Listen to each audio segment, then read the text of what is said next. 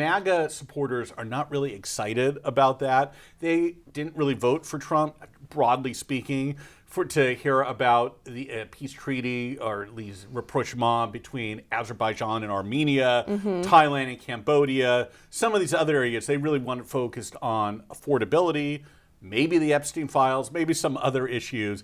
Welcome to The Debrief, where we talk with the Washington Examiner's top journalists about the headlines they're covering and where the story's going next. I'm Sarah Bedford, and I'm here with magazine editor David Mark. And David, President Donald Trump, he's been very busy on the world stage over the past few months.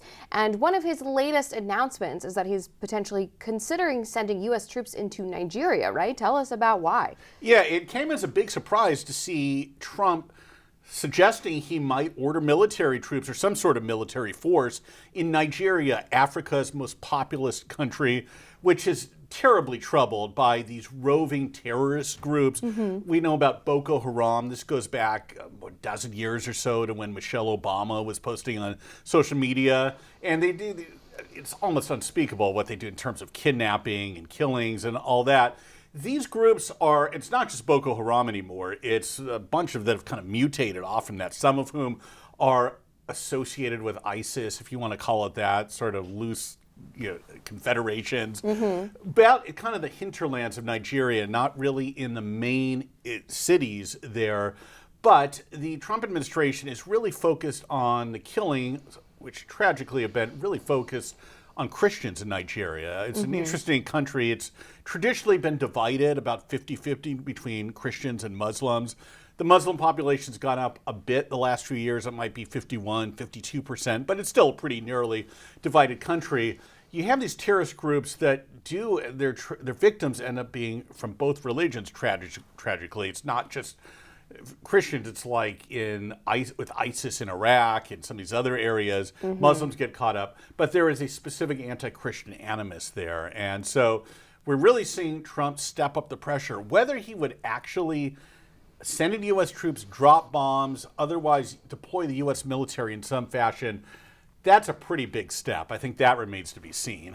So there's been a sort of greater debate within conservatism on what you might call the new right, among many debates that we don't have to get into. But one of them has been whether Donald Trump is overly focused on foreign policy. And it's an area where he's racked up arguably the most conventional wins, right, from a just traditional political standpoint. He has had some successes on the foreign policy front.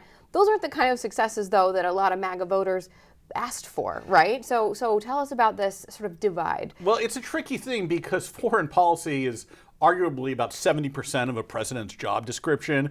That is what they do. The first thing right before they're sworn in, they learn about the nuclear codes. They're having meetings that are out of public view that we don't see a lot of down in the Situation Room with foreign policy advisors. They're meeting with foreign ambassadors, getting their credentials, all kinds of things that are just kind of run-of-the-mill presidential duties, if you want to call it that. And to your point, though, MAGA supporters are not really excited about that. They didn't really vote for Trump, broadly speaking, to hear about the peace treaty or these rapprochement between Azerbaijan and Armenia, Thailand and Cambodia, some of these other areas. They really wanted focused on affordability, maybe the Epstein files, maybe some other issues. So Trump's kind of in a funny position there. But as you say, that's actually where he has had the most success and where any president has the most unilateral authority to actually just step in and send forces abroad or make decisions.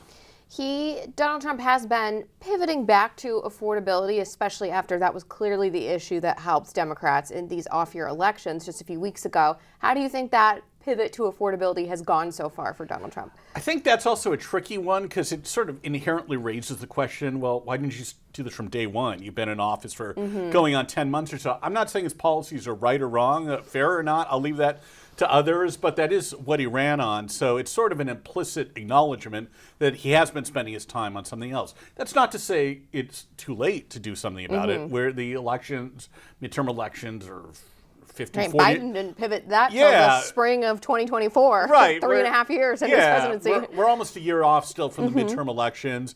We'll see what happens with inflation. It's gone up somewhat.